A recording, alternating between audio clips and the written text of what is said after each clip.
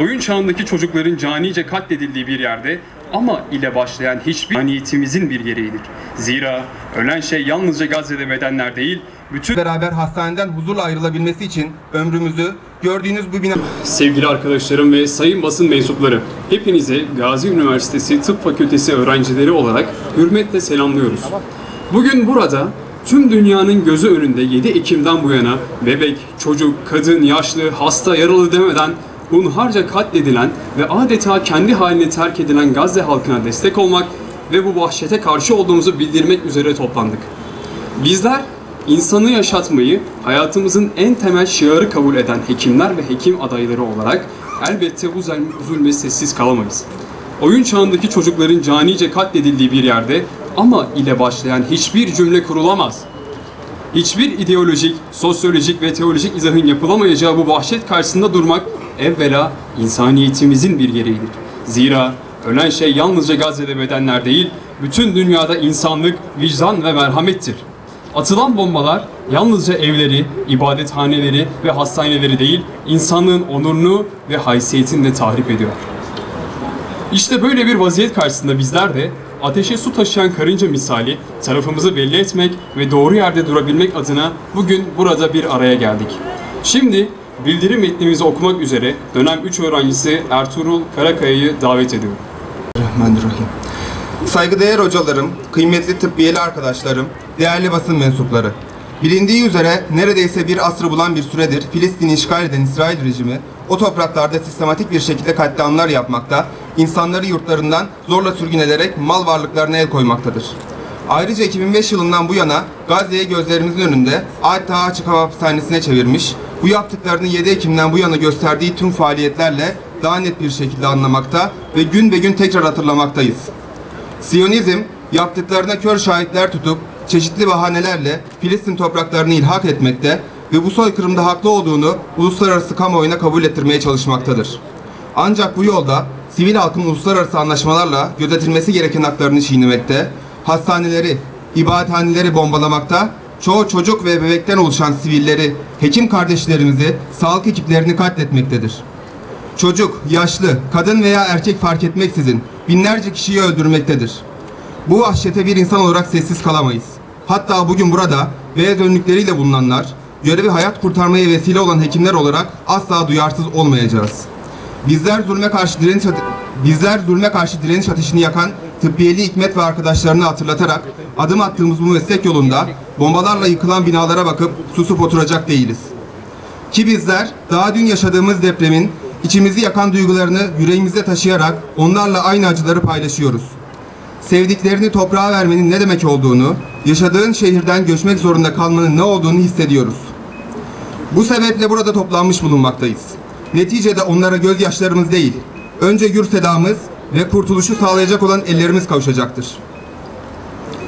El Ehli Baptist Hastanesi'nin bombalanması sonucu 500 kişi hayatını kaybetti. Gazze'nin kuzeyindeki Endonezya Hastanesi'nde elektrik, su ve iletişimin kesildiği haberleri geldi. Böylece bir hastane daha karanlığa gömüldü. El Avde Hastanesi çevresiyle Hasta Dostları Hastanesi'nin çevresi hedef alındı ve bir ambulans vuruldu.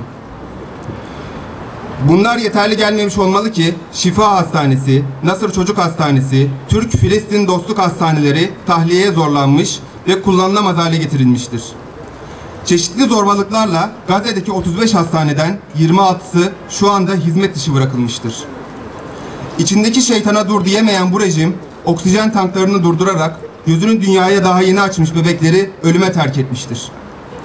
Tedavi için gerekli olan ilaçların dahi eksikliğinde bir şekilde şifa bulunması için çabalayan hekimlerin hastalarıyla ilgilenirken evladının yaralı halini görerek kimisinin ölüm haberlerini duyarak çaresiz kalmasına sebebiyet vermiştir. Tahliye uyarısı verdiği bölgelerde oradan göçe zorlanmış olan insanların yollarda vurulduğu sahnelere şahit olmaktayız. Her şeyin yanı sıra yiyecek, su, ilaç gibi temel ihtiyaçlardan da mahrum bırakılan bu insanlara diğer ülkelerden gelen insani yardımların da ulaştırılmadığını görmekteyiz. Bizim için normalleşmemesi gereken bu soykırım faaliyetlerinin ne olduğunu dile getirmek ve unutmamak için susmayacağız. Saldırıların başlamasından bu yana 72 gün geçti. 8.000'den fazlası çocuk olmak üzere 18.000'den fazla sivil katledildi. Binlercesi ağır, 51 bin kişi yaralandı. Aşırı kalabalık olan Birleşmiş Milletler barınakları, hepatit A, menenjit salgınları, bit, cilt enfeksiyonları gibi çok sayıda bulaşıcı hastalığın yayıldığı sığınaklar haline geldi. Hekimler ve sağlık çalışanları olarak bizler bir insanın hayatının daha konforlu geçmesi, hayatının kurtulması, sevdikleriyle beraber hastaneden huzurla ayrılabilmesi için ömrümüzü gördüğünüz bu binalarda geçirmekteyiz. Peki ya bu binayı değerli kılan şey nedir? Bebeklerinin ilk ağlama seslerini duyarak sevinç çığlıkları atan aileler ve onlara eşlik eden bizler mi? Tedaviye ulaşılması için verilen çabalar ve sonucunda hasta iyileşince yüzlere yerleşen gülümsemeler mi? Saatlerce süren ameliyatlarda dökülen terler miydi değerli kılan? Peki bunlar Gazze'de neredeler? Hangi çığlıkları duyuyoruz? Evladını kaybeden annelerin mi? Yoksa arkadaşlarıyla yıkık binaların arasında saklambaç oynarmış gibi ailesini arayıp bulamayan çocukların mı? Soru sormak için değil, zihinlerde yaşanması gereken aydınlanma için tekrar ediyorum. İnsanlığını kazanması gereken dünyaya sesleniyorum. Çünkü gömülmeden de ölebiliyor insanoğlu, kalbi atarken de göçebiliyor ruhu. Buradan dünyadaki sorunları çözme vaadi vererek kurulan tüm kuruluşlara sesleniyoruz. Verdiğiniz sözleri yerine getirmeyi düşünüyor musunuz?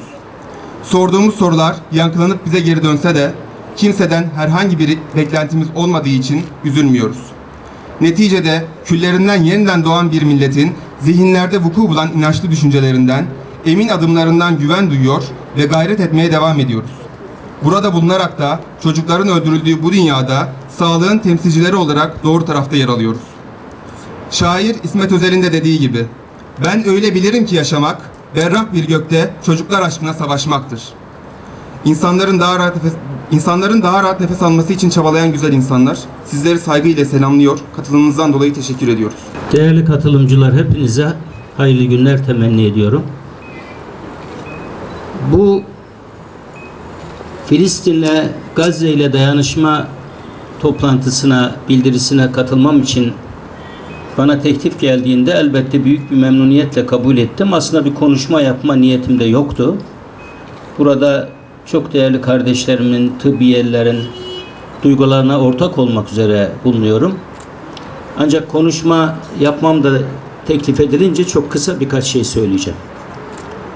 Gazze ile benim çok yakın bir empatim var. Bir kalp, gönül birlikteliğim var. Şöyle ki İsrail'in bu zalim soykırım günleri başlamadan birkaç ay önce Gazze Sağlık Bakanı ve ekibiyle ard arda 3 toplantı yaptık. Online toplantılar yaptık ve ekipten bir kısmı da Türkiye'ye geldiler. Onlarla da toplantı yaptık. Maksadımız birlikte benim de katkılarımı verebileceğim şekilde Gazze'deki sağlık sistemini biraz daha verimli hale getirmekti. Dünya oraya Gazze'ye İsrail hükümetinin zalimliği kolayca girmeye engel oluyor biliyorsunuz. Dolayısıyla Dünya Sağlık Örgütü ile beraber bir toplantı tertip etmeye çalışıyorduk. Dünya Sağlık Örgütü'nün davetiyle ben de Gazze'ye gidip bir hafta kadar kardeşlerimle birlikte çalışacaktım. Daha önce de Gazze'ye gittim.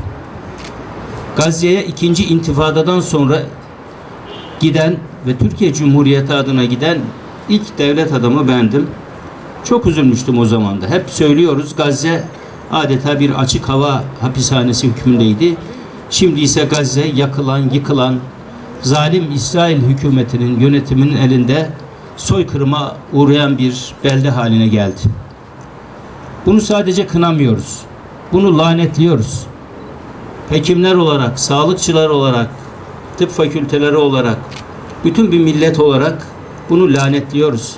Ve bundan sorumlu olan sadece zalim İsrail hükümeti ve onun başbakanı değil.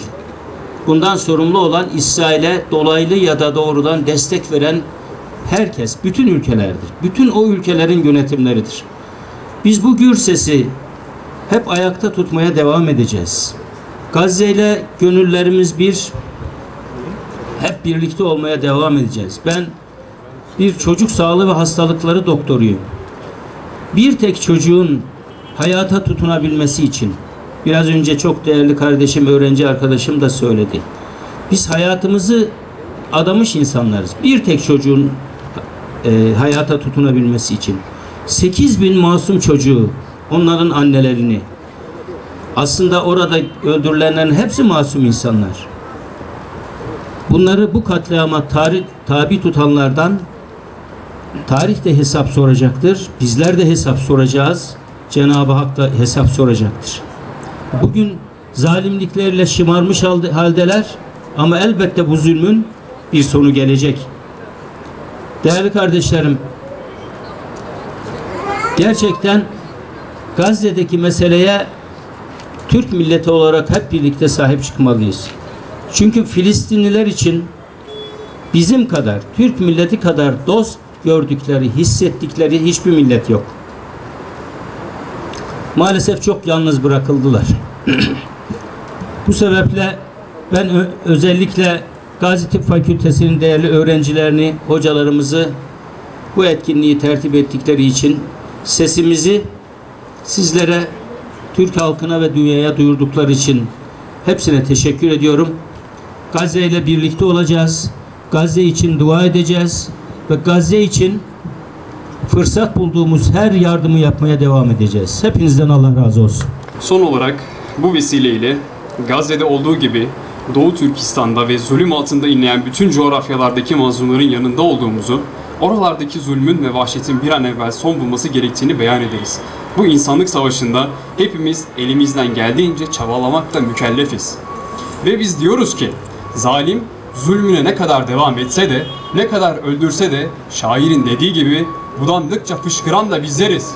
Ölüyoruz, demek ki yaşanılacak.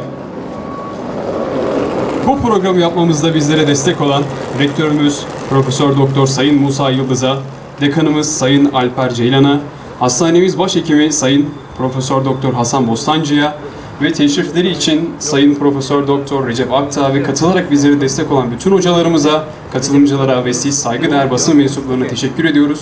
Programımızı E-Blok sergi alanındaki Gazze'deki soykırım temalı sergimizin açılışıyla bitiriyoruz. Ayaklarınıza sağlık, sağ olun, var olun.